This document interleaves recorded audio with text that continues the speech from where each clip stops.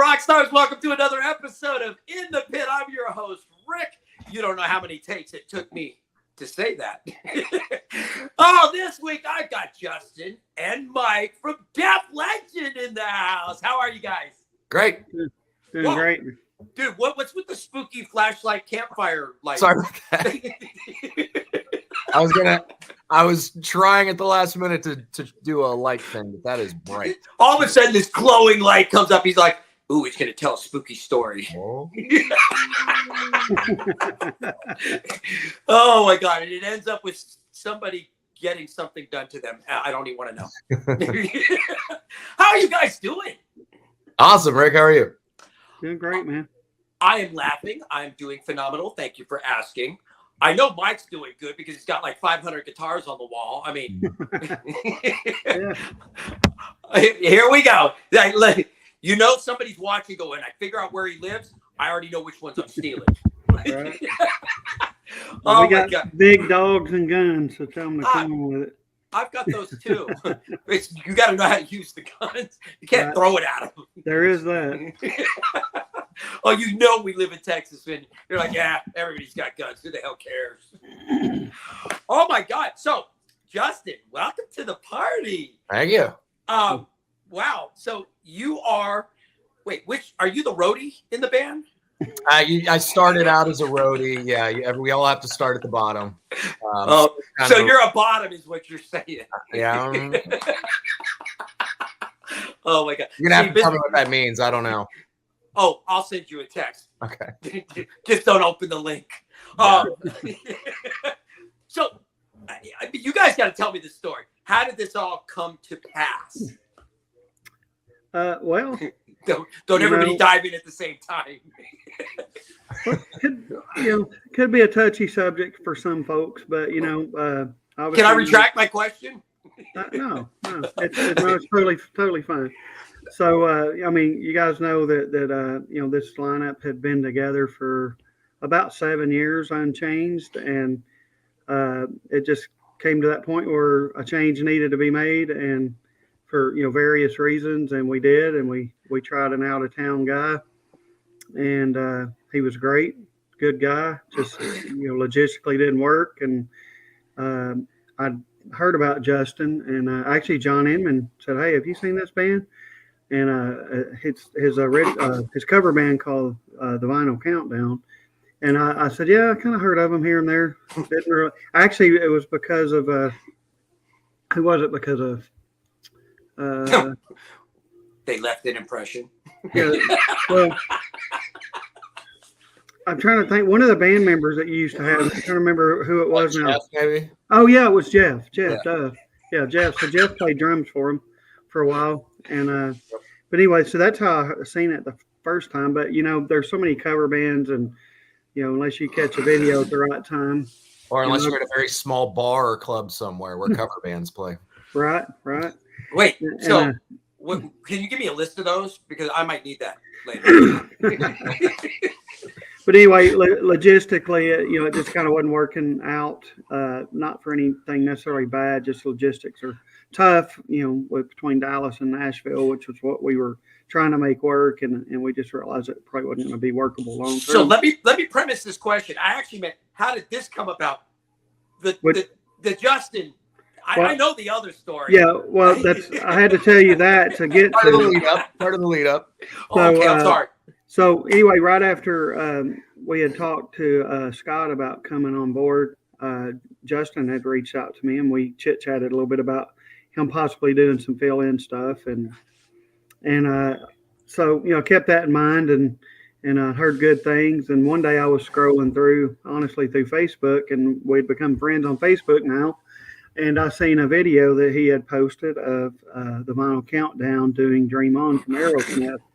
And so I was like, I started, I was busy, but I started to scroll past it, and I was like, I'm going to listen to this one.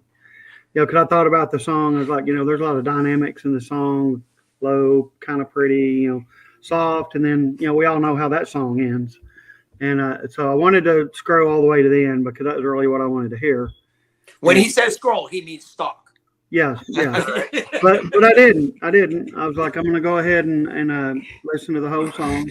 But my thought was, if this guy can nail the end of this, he can do photograph and do everything in photograph. And that was, what caught my interest. Is that the song that you kind of judge everything off of? Yeah, you have to, because it's just that there's key things in that song. I mean, there's others too, but I mean, Justin could probably tell you now, after whatever it's been for 5 months now, Justin? Yep. Something like 5 months. August after was the first gigs. Yeah, August. So anyway, after this amount of time, probably 10 gigs or so, maybe. Whenever it comes time to hit that scream at the end, people are looking at him. The rest of us could just walk off stage, and it doesn't matter. They're looking at, can this guy do it? And I watch their faces, and I always have. And people, you see them, their faces tell you they like it or they don't. Yeah. But anyway, so we got to the end of the song, and sure enough, he just freaking killed it. And literally probably 30 seconds after I watched that video, I was going back through the Facebook message trying to see what his phone number was. Cause I know we put phone numbers and stuff in there. And so I called him and was like, hey, would you be interested in auditioning for this band? And he said, yeah, I think I would, So we kind of started there, and man, to brag on the guy, I said, let's pick like 10 songs, and, how long would you need to have them ready? And he said, about a week, I'll be good. And so sure enough, a week comes, and he comes out to the Def Leggend lair, as John calls it. And we went through the songs. He actually came in, I think he had about 15 of them ready to go. Nice. And, just went right through it. Yeah, it was, and I'm talking, when we were done, we were like, man, we could go play a show tomorrow. The chemistry was that good that night. And it's, it's not always like that. It is not. That is a blessing. I recently added a guitarist almost a year ago to Basket Case. And Shannon, who plays with Graceland Ninjas, came in, did 90 minutes. Like, the guy played a show, first takes all the way through. And I'm like, that never happened. So kudos to you, Justin. Wow. We talked about a few things on count ins or whatever, like before the song, but it wasn't like we had to pound it in his head. It's like, hey, this one's a 5 count or something like that. We have a 5 count. It just is what makes sense for the count in. Yeah.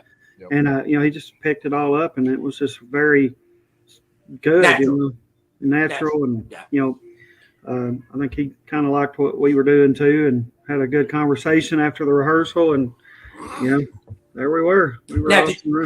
Justin, did you grow up listening? I mean, were you a diehard, as can be, a diehard fan of Def Leggend? Yeah, I mean, I asked the wrong into question. Def Leppard. I'm mid 40s, so I got into Def Leppard around the Adrenalize era, early 90s. So I was listening to Def Leppard at the same time I was listening to Pearl Jam and drum stuff, and it was all rock to me. I was 13. I didn't separate it much, but yeah. Oh, that's so cute. That is awesome. Well, I got into Metallica with the Black Album, so. Wow. But obviously traced back with all those bands, and got really into Hysteria and Pyromania. And for me and my brother especially, that was always a top band.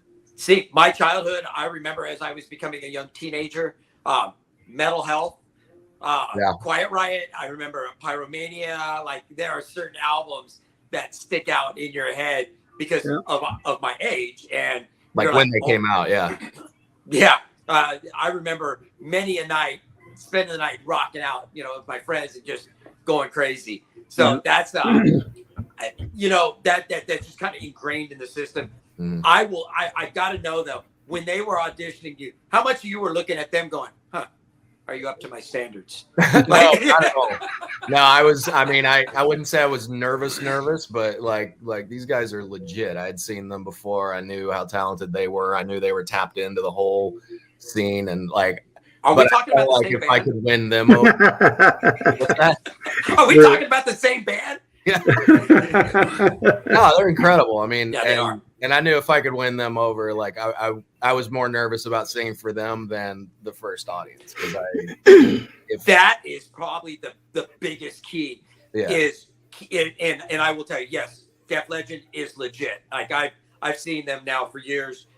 When they get on stage, and being a fellow musician, I'm judgy. I'm sorry. I go see bands, and I'm a drummer, and I judge everybody. But for the caliber that they're putting on, if you can impress them, don't worry about the audience. Like, the audience is gonna love it.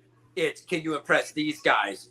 That obviously you swallowed the butterflies, maybe some alcohol, and had a little pregame. Post game. I want to know when he made that call though. Did you get off the phone and did you do like that risky business happy dance?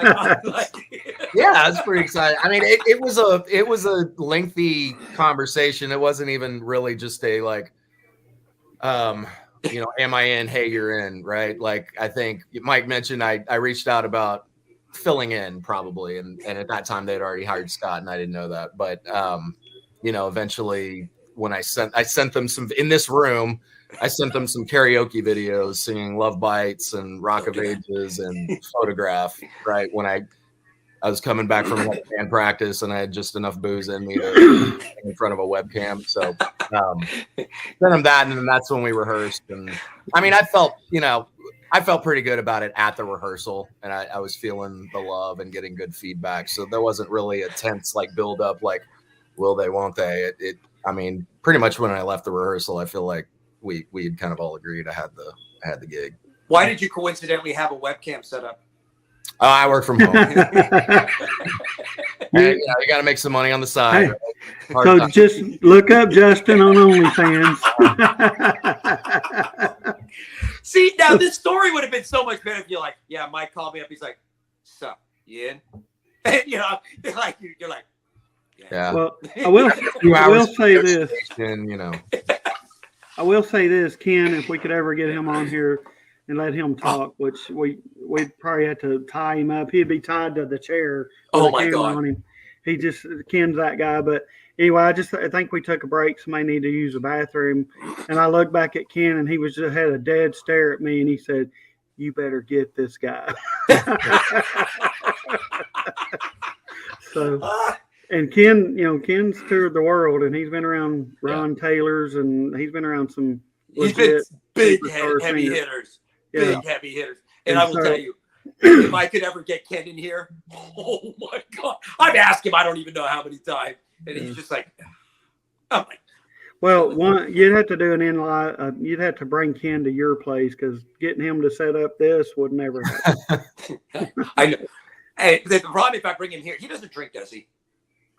What? He doesn't drink, does he? No. Oh, no. Absolutely not. I was going to say, I would be drunk on tequila and he'd be sober going, "You're an annoying fool."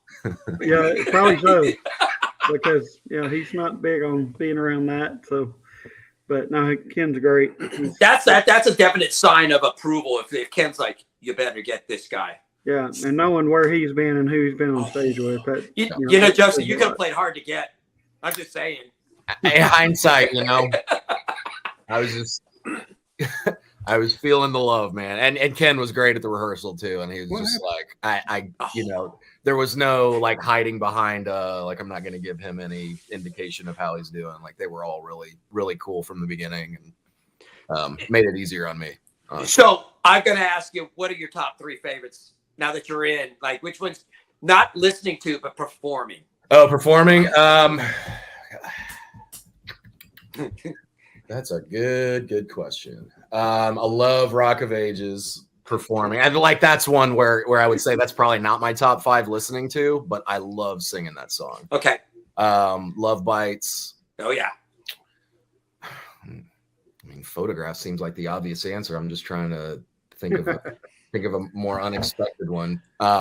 Really liked doing. I think we only did Die Hard once live so far. Yeah. Okay. Super cool. Fun. Die Hard the Hunter. I will tell you, every time you say Rock of Ages, I think of that movie with Tom Cruise. Tom Cruise. Yeah. And I'm sorry, he's not a rock star. And he did better than I thought he would. No, really, yeah, he really did. Yeah, it wasn't as bad as I thought. I went in with pretty low expectations, but I mean, most of us watch that movie for another reason. Okay, yes, you are 100% correct. Thank you very much, Mike, for clarifying. Oh my God! So my wife can hear me, so I got to be quiet, and I can't say it too loud. Talk about Julianne Hough. Yeah, like she doesn't know, really. Yeah. I didn't remember if there was anything else in the movie that maybe Oh no. in my distraction, Oh, you didn't get the director's cut. No, Sorry. No. Mike, did you guys have to adjust the live performance at all? Because you guys got one hell of a production to get on stage. Did you have to make much of an adjustment? Or was it flawless? It has been really seamless, honestly. Love it. We haven't changed much. We changed some intros and song order and things like that, but we didn't have to make any major adjustments as far as keys or the songs, or we didn't have to do anything of that nature. So, Justin, you wear the wig, yes? Yes, sir. Okay. Does it itch? That's the most comfortable. I've worn a lot of wigs in my day, Rick. Wait, that's another show. Wait. No, I wear a wig in one of my other bands, and I think I went cheap on that one. This one of the most comfortable wigs. Like, I sometimes forget to take it off after the show. I love how rock stars are like, yeah, I'm very comfortable in my wigs and makeup. Like, okay, we have an interesting hobby. Yeah. Nice. So, with that said, going forward, because you guys, your schedule is incredible. I pay attention. You guys are like all over the country every summer. Are you ready for the arduous schedule coming up this summer in 23? I think so. Yeah. I think it actually starts in February. So yeah. Really? We start heading up north and doing some stuff in February. We got a lot of stuff working right now. There's a lot of stuff that is either already pinned to the contract or it's in negotiations. But it's we're already at about 30 shows that are looking really good that they're going to happen, and a lot of other ones I've already turned down, and a lot of other stuff that is coming down the pipe. It looks like that's 30 shows just with this band, not another band. Like I got 20 something in my multiple bands. You guys are like, yeah, we're not even there done yet.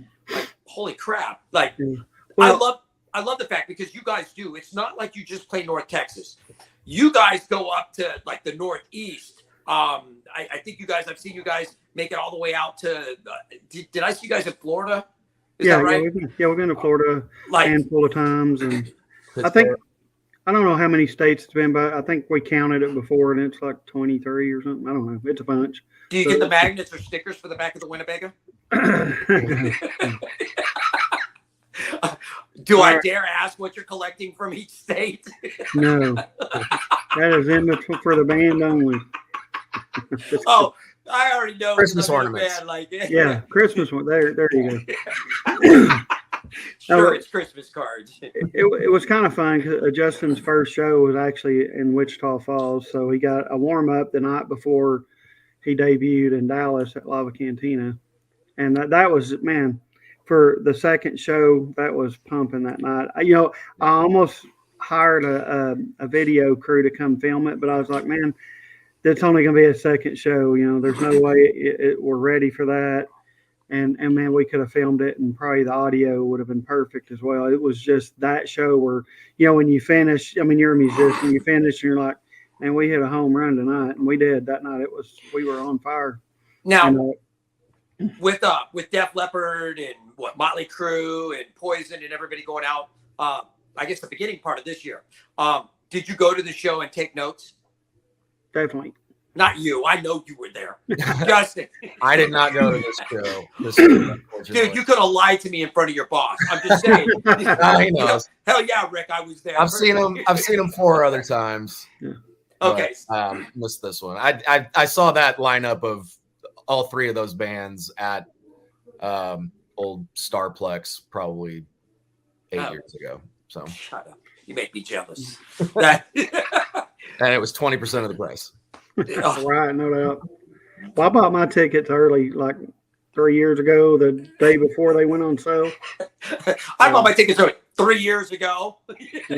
Right. Before they even knew they were touring, I had my ticket. You guys, again, anything new? I know since you have a slightly new frontman, are you going to change it up any going into 23, or you guys pretty much? You guys tweak it as you're always going. You guys are always modifying. Do you have some new tricks up your sleeve for the 23 season? We're working on some production stuff as always. Always trying to look at things to do to make that better, and Nice. just look. The visual. At this point, we've said this for a couple of years. We're only going to play the song so good. And I think at this point with the players and the band heading into year 8 together, we're not going to play them probably any better than we do now together. Has it really been 8 years? This lineup, yeah. I think Wow. Taylor and John are in their 8th year, and Ken's about 6 months behind them. So we're about 8 years with the players, and so our thing is now the only thing we can do is make it visually more appealing, and that's kind of why we started doing all that we did. Okay, visually more appealing for everyone, not just the ladies. Like I don't want to see you in a thong. No, nobody wants to see that. We're going to the gym a lot now. Yeah. We've got some new wardrobe choices. Okay, when you go to the gym, you actually have to work out. You can't just watch the ladies, right? Oh, sorry. You're like, there's a catch to this. I will tell you, finishing out the year, I was looking at the schedule. I'm impressed because I know where you are. You're at Fat Daddy's on New Year's, which that's going to be an incredible show. Because it's such a cozy club to play. Great stage, and it's going to be packed. The last time I was there for New Year's, Rebel Yell had played, and then I proceeded to get really drunk, and I guess there's pictures of me with a champagne bottle standing on the fireplace trying to burn my butt. Boy, so that went in a far different direction than I figured it might go. But thank you. Wow, you expected anything less, Mike? Like really? But I know that. Let's talk about Nick in the near future. This weekend, you guys are actually, and I had to call Mike on this one. You guys are opening up a gig at the Revel. You guys are playing a gig at the Revel on this weekend. Yes. Is it your first time with them at the Revel? Or you've already played there together. No, I have not been at the Revel with you guys. No, we don't get to play there that often. I think this is our second time this year. We played in January and we're playing in December, so it's been a good minute. I want to ask about your roadie. Is he okay? Nothing's broken. He's not anticipated to break anything at this. Oh no. No, he's referencing Joe, and Joe broke his leg a few years ago in Houston on a rainy trailer door. Oh my God, God, that was bad. Yo, you didn't know about that, Justin? No, I didn't. Oh yeah. We'll have to tell you that story. It was. I've heard Joe's version. It was bad. I've never seen somebody's leg look like an ass laying on the ground, but it did. Stop. I didn't expect it to go. We laugh about it now, but it wasn't funny that night. Joe's hardcore, man. He's organized and into it. He's good to have. Yeah. You know what? He is. He's loyal. He's always there. Broken leg or not, he probably still hobble up and down. Like I got it. Yeah. Beyond the band members, John's great. You can't ask for a better guy, and that's what keeps us on our Def Leppard toes. Is if that logo is a centimeter off whenever it's printed, he catches it and he will let everybody know that it needs to be fixed. So let's give a little shout out to your roadies because people don't, I think, realize what a monster part of the whole Def Leggend production that they are. Am I right? It's not just the 5 guys. We actually have a full-time sound guy, Steve Simmons. A lot of people know him. He's probably gonna be mad that I mentioned his name on here, but he deserves it. Steve is incredible. He absolutely incredible, and we love the fact that he's part of this. And then we have Chris Mallard, Chris is our MacGyver. He does it. He's he has the manager role now. He makes our T-shirts, and he's that guy that I can just say, hey, this is what I see, and he makes it happen. This is what I want, and he makes it happen. He tells me what we got to do to make it happen, and it happens. Yeah. And then he sets up the lights, the video screens, and he runs all that stuff. He can do it all by himself if he has to, and then we have, sometimes we have Eric. Eric's great too, but he's actually filling in and Amplified for a while. Okay. While they're light guys on the road with Pantera. So, right. Eric Goodwin, we miss him. Nice. And then we have Danny Mallard also, who Danny kind of doubles as a drum tech, and then he sells our merch during the show. And it's kind of like an anthill. You know, Joe is not full time with us anymore because his work schedule it doesn't allow it. You know, we kind of have a certain way we do things, and it's hard to, you know, have someone that can't be there all the time. And but we did kind of open up a new role going into this year, and we have that kind of a floater position, and Joe is going to do that when he can, and then we have Sean Medina, which everybody knows Sean now. Oh yeah. He's great. He works with, you know, Rockin' and Double Vision and Mob Rules, and he's going to help us out as well some. So I saw his post actually on Facebook. He's like, I'm excited to do the show, and I was like, wait, which guy are you in the band? And I'm friends with him well enough that I could have privately messaged him and poked him. Yeah. And that's kind of what spurred me wanting to bring up the fact, because I kind of knew behind the scenes your roadies, that your support staff are crucial with everything that you guys are bringing in, because it's not just, we're setting up our amps. You guys bring in drum risers, you bring in video boards, like you bringing in everything except for the kitchen sink. Pretty much, yeah. I mean, and they make it happen. Yeah, and those guys, they're so crucial to it. And like I said, you know, Chris knows more about this band setup than I do at this point. So, and it's just, I mean, I go ask him questions. Hey, where does this go, or what is this, or how do we hook this up? I mean, it's all the questions Chris gets, which is why I'm trying to, you know, have that other role now. So it could be Joe, it could be Sean, and there's a couple other guys that are, you know, we're going to talk to as well. You know, so Chris can kind of just make sure everything happens. He don't have to do it all himself, because he pretty much does a lot of it himself. So that's got to be a far cry, Justin, from like doing the cover band where, wait a second, we got roadies. Yeah, absolutely. You know, and I will say the guys in the band too, like I'm really impressed how much work, like it's a full team effort getting all that stuff down. It's not a 5-man job. You know, even with 10 of us, it's a couple hours to get everything up and down, but that's the show. I will tell you, Justin, you are admired. You are with a great group of guys, Taylor, John, Ken, Mike.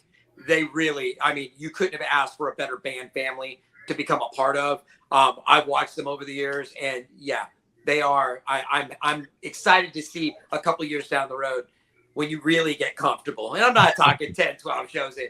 I'm talking, you know, when we hear the fart stories on the bus, unless you're already there.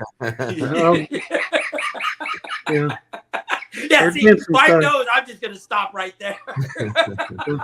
I had a nice new pair of socks at the last show. I mean, we did stay in the same hotel room when we, so right. I got my own fart stories. Yeah. Okay, whoa. So when you go on the road, do you guys have, I got to ask this because I know what it's like when I go on the road. Do you have assigned roommates, or do you kind of make it up as you go? Like, who do you want to room with? Well, there's certain people that have similar habits, so I kind of learned that over the years. If you stay up all night, then you're not rooming with me, because I want to go to bed. You know, I mean, because we're not the party band where after the show we're like getting slosh drunk all night long. And wait, there's no strippers and donkeys and midgets and anything? Not yet, but I just got here. Working on that. Oh my Lord. Okay, I know where I want to be after your shows. But yeah, there's some guys that have night owl habits, so you know they might end up together. But we really don't assign it. But you know, we kind of know who tends to probably pair better for whatever reason. You know, which is smart, and you figure out real quick as a band who you can room with and who you can't. I'm a pain in the ass. No, I'm jacked up after a show. And everyone's like, I don't really want to stay with Rick because he doesn't shut up. And I'm doing this until like 4:30 in the morning. And I'm like, I'm just mid sentence, I just pass out. Like, like Joe used to always room with me, and you know he worked nights. So when we got back to the room, it's like his dinner time and his TV time. And after a while, I'm like, dude, I'm gonna kill you. Yeah. You don't turn the TV off and shut the hell up. I mean, for me, this band, unlike other bands I've been in, when I'm done with a gig, a couple hours after the gig, if I search us on Facebook, there's 20 videos. Yeah. It's incredible. And so a lot of times I'll be up on my phone for another 2 hours just watching video of the gig just to see how it sounded. It's pretty fun. See, it's still young for you. The guys are like old and jaded. They're like, we've done this so many times. I just want to go to bed. You're like, I'm pumped on adrenaline. Like, this is greatness. I think that Lava gig, I think every song got recorded by someone in some form or fashion. Yeah. Nice. I've probably watched that show 3 or 4 times. Yeah, nice. And it was just crazy. I mean, just like I say, the energy that night, and just it was like we'd done 100 shows with the guy. And I mean, you know, even stage placement, walking around the stage. I mean, there was very little, situations where people are almost bumping into each other, and awesome. that takes a lot of time to get used to what people do during certain songs, their habits, and all that stuff. We all know, me and Taylor, and a lot of times, like when John's soloing, we've just have over the years, we've just gotten so used to going to certain spots on the stage where we're close together, or where he's on this end, I'm on that end. It's just, and you don't even think about it anymore. It's like, just like remembering where your fingers go, like your body just drifts to where you go at this point. Learning not to set the mic stand in a random place on the stage. Yeah. That's the only thing we had to tell him was, hey, don't put this in our way, because we move back and forth and all that. But that's been every singer that's ever been in this band. Everyone's done that. That same conversation has happened. But it didn't take him but like 2 shows, and then now it's good. So you're saying he's a quick learner? Yeah.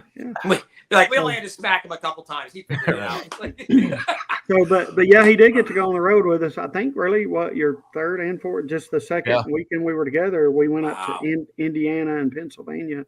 Nice. And played, and so, that was pretty neat, because Indiana was really cool. Pennsylvania was a cool show at a winery. It was just a little different than what we were used to, but it was still cool. The people totally dug it. Nice. But Indiana was pretty cool. Big stage, big crowd. I mean, I don't know, they said there was like 9,000 or 10,000 people out there that night. So it was really cool. Nice. So solid population of probably 3,000. Yeah, it was weird. So it was about 20 minutes from Cincinnati into Indiana. And so I guess they all trek over that way for this every year. They do this one weekend where they do this big event. And it was super cool. Great town, beautiful town too. I will tell you, I am excited to see, like I said, as the years start to stack up, watch how you guys grow. And when I say grow, get really close, because that just takes time. That's just time together. There's nothing else that can do it. I'm excited for this weekend. You guys let's talk a little bit about this weekend show? Yeah. Sure. Right on. It is at the Revel. Yep. Let's talk about the lineup. Crooligans and us, and that's Crooligans.